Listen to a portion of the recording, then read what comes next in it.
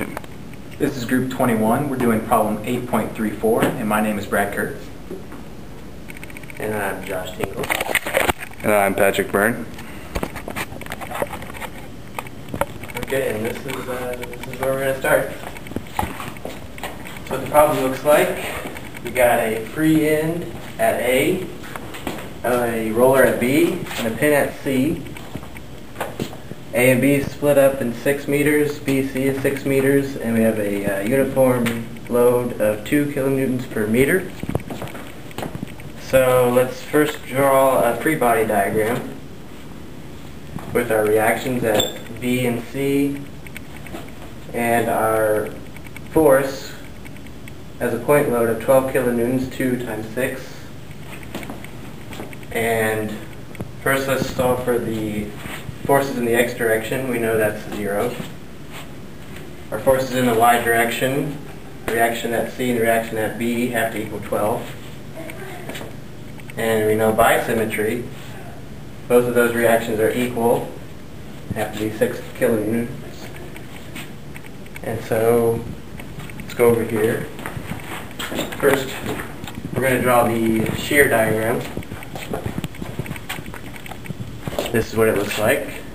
And from there, we can draw the moment diagram of a maximum of 9. 6 times 3 and divided by 2 gets you 9. And from there, we use this to draw a conjugate beam. Alright, now we're going to talk about constructing the conjugate beam. First, in order to construct this beam, we need to reference this table, which looks a lot like what we did on the exam. So, over here, in the original beam, we have a free end, a roller, and a pin. So you can see that here under the real side. Now for the conjugate beam, the free goes to the fixed, the internal roller goes to the internal hinge, and the pin stays as a pin. So you can see that's been drawn right here. Now we draw the forces on the conjugate beam, and we take that from the moment diagram, and we got this value to be 9. So this is just the M over EI forces, which is 9 over EI. Now using this, we're going to solve for the reactions inside of it, and since there's a hinge, we can do it in sections. So first we're going to take section BC. Here's B, here's C, and we use this equation to find the total force, and this can be found in the book, in the table in the front cover. And it's just 2/3 times 9, which is the moment, over EI times 6.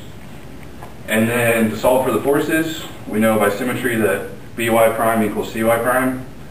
And so we can do the sum of the Y forces with BY prime plus CY prime equals 36 over EI, which again is just this up here. And going through that, we get BY prime equals CY prime, which equals 18 over. Okay, so after we've solved for all of the reactions in segment BC, we're going to look at segment AB.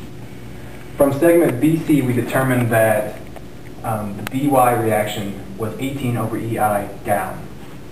So since it's an internal pin, we know that for this segment it is equal and opposite of that. So we're having 18 over EI in the positive direction.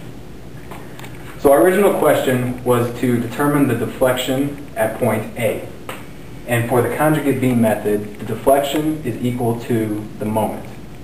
So to solve this problem, we're going to simply take the moment about A, which in our case for segment AB is simply the 18 over EI times the 6 meters, which gives us 108 kilonewton meters cubed.